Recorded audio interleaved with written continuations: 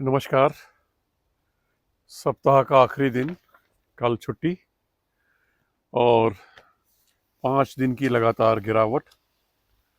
अपनी ऊंचाई से निफ्टी 10% नीचे आ चुका है, ऐसे ही सेंसेक्स भी।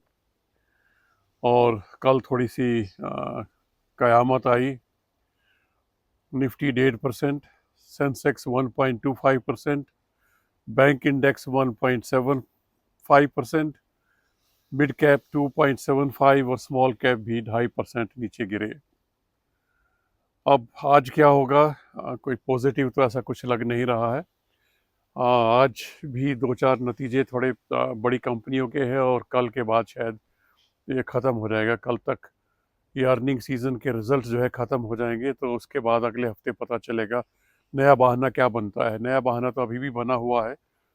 पहला तो लगातार चल ही रहा है फाइज का बेचना। दूसरा, महंगाई का आंकड़ा आया है परसों, वो भी खतरनाक रहा कल गिराने में। महाराष्ट्र का इलेक्शन भी आ रहा है 20 तारीख को, तो 20 को छुट्टी रहेगी। अगले हफ्ते भी 4 दिन मार्केट खुलेगी, लेकिन ये महाराष्ट्र का इलेक्शन भी लग रहा है कि थोड़ा बहुत हिला रहा है।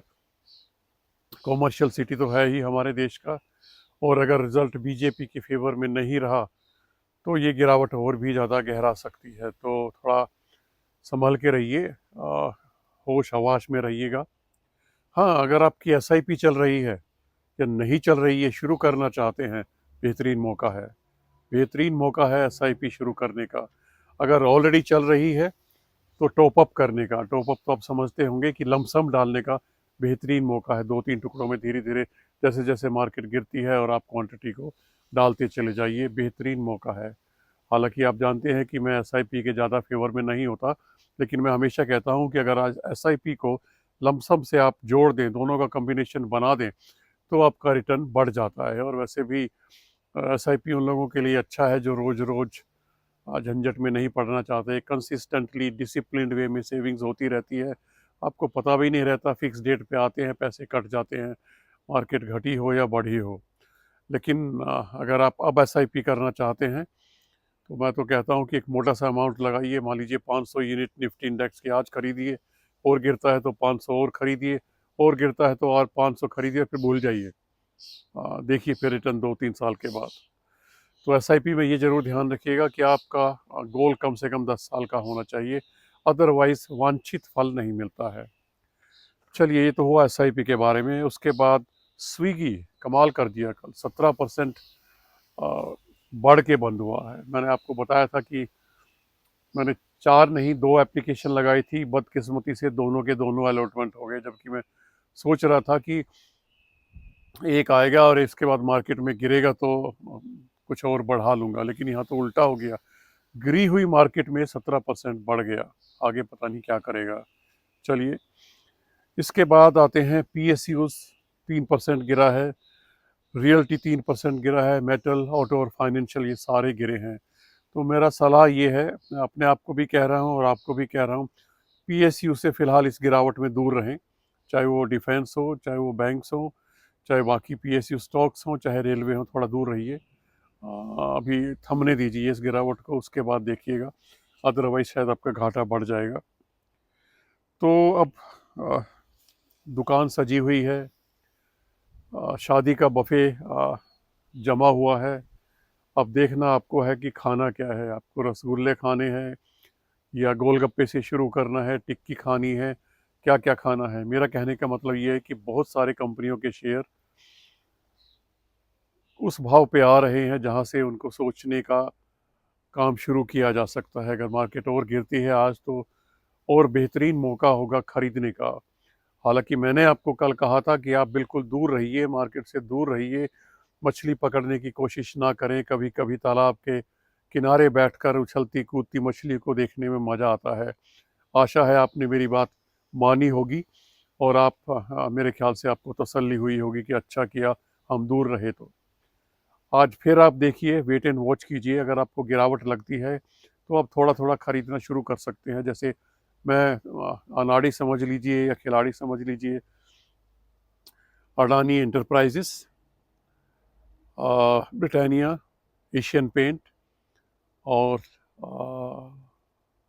एल्केम, इनके मैंने 5-5 शेयर खरीदे, ज़्यादा नहीं खरीदे, जो पैसे थे उन्हीं को उस हिसाब से बांट रहा था।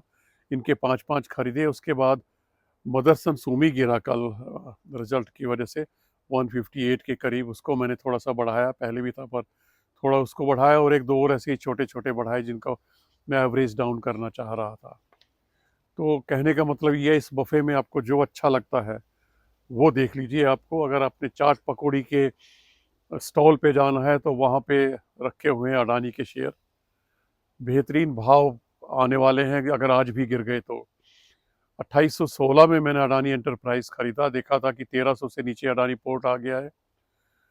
थोड़ा सा अडानी पावर बढ़ा हुआ था। अडानी पावर मुझे टाटा पावर से भी बढ़िया लगता है, और अगर जो जानते हैं वो उनको पता होगा कि टाटा पावर से बेहतरीन है अडानी पावर। थोड़ा समस्या चल रही है बांग्लादेश में, बात अलग है, टेम्परेरी है, दूर हो जाएगा।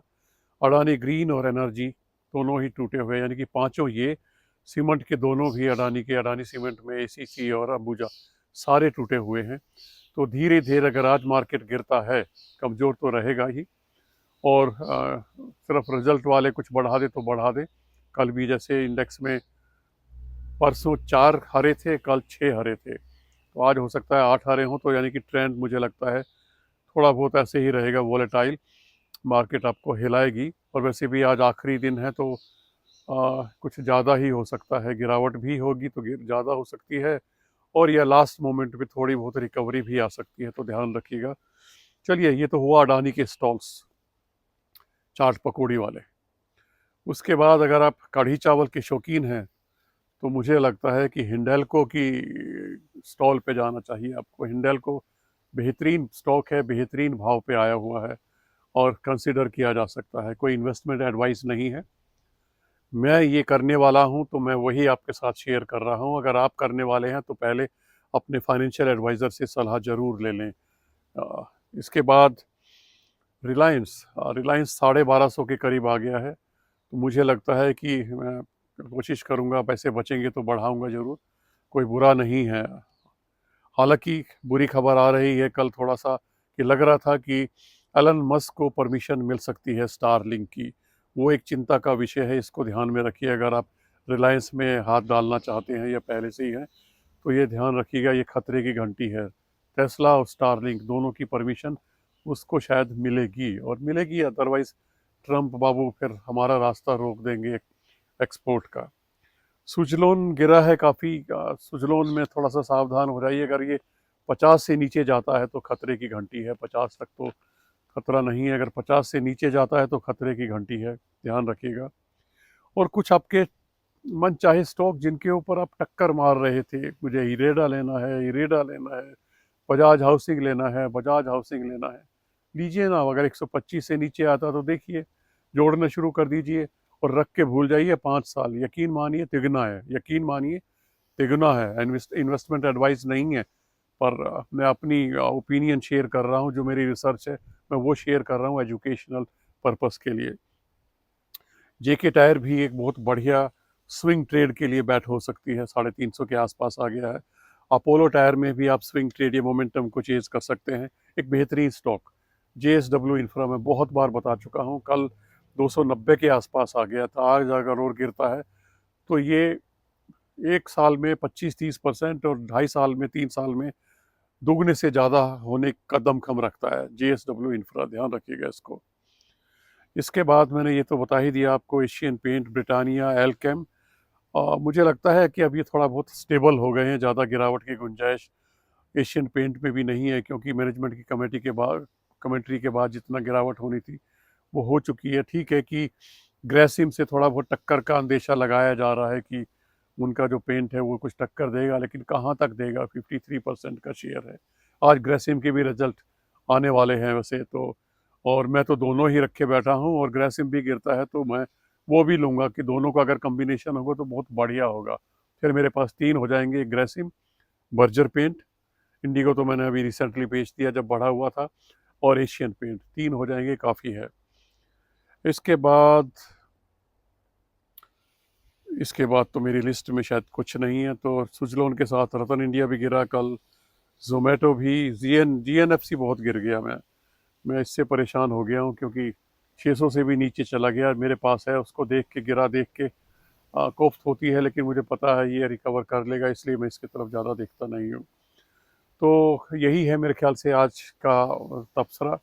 थोड़ा सा अलर्ट रहिए, पैनिक में बिल्कुल ना रहें। ये बफे है शादी का, जितना खाना है खा लीजिए। कुछ जिन्होंने थोड़ा बहुत कल खाया होगा, नहीं खाया तो देखा होगा अगर बाहर से, जैसा मैंने कहा था आपको, लेकिन आज खाने का मौका मिलेगा अगर मार्केट गिरती है। अगर आज आपने नहीं खाए तो आप फिर थोड़ा बहुत पछताएंगे कि अरे यार, उसकी शादी में गए थे, बफे इतना बढ़िया था और हम खा नहीं पाए, हमने चाट वाला सेक्शन भी नहीं देखा, कढ़ी चावल तो क्या खाने थे। चलिए, आज आपके ऊपर छोड़ता हूँ। मार्केट, मुझे भरोसा है कि नीचे की तरफ ही रहेगा, पॉजिटिव संकेत कुछ नहीं है अभी। महाराष्ट्र के इलेक्शन के रिजल्ट आने के बाद थोड़ा बहुत मिलेगा। अदरवाइज जैसे मैंने कल बोला था, जनवरी के बाद ही कुछ दिखाई देगा मार्केट की राह, क्योंकि अगले क्वार्टर के रिजल्ट जनवरी में आने शुरू हो जाएंगे। तो अगर उनका रवैया ऐसा ही रहा, रिजल्ट ऐसे ही आए, तो हमें फिर और 1-2 महीने इसी तरीके से गिरावट में काटने पड़ सकते हैं। मैंने बार बार कई बार कहा है कि जो रिजल्ट, जो रिटर्न आपको पिछले 2-3 साल में मिले हैं, आगे इतने रिटर्न की उम्मीद ना कीजिएगा, कम से कम नियर फ्यूचर में तो ना कीजिए। लॉन्ग टर्म में तो वक्त बताएगा क्या होता है, गवर्नमेंट पॉलिसीज़ के ऊपर, इंटरेस्ट रेट के ऊपर, एक्सपोर्ट और इंपोर्ट के ऊपर, प्रोडक्शन के ऊपर, बहुत चीज़ों के ऊपर निर्भर करता है। चलिए, आज के लिए इतना ही, बस सावधान रहिए। अगर आपको हिम्मत नहीं है तो दूर से बस देखिए मछलियों को छलांग लगाते हुए। थोड़ा बहुत अगर आप रिस्की इन्वेस्टर हैं, ट्रेडर नहीं बोल रहा हूँ, रिस्की इन्वेस्टर हैं आप, थोड़ा बहुत हिम्मत है आप में, तो आज बफ़े का आनंद ले सकते हैं। बहुत बेहतरीन बफ़े सजा हुआ है आपके सामने, खाइए और उसके बाद क्या कहते हैं उसको, हाजमोला की 2 गोलियां खा के सो जाइए। 3 दिन छुट्टी है, 3 दिन आराम कीजिए, सोमवार को फिर मुलाकात होगी। तब तक के लिए हैप्पी इन्वेस्टिंग।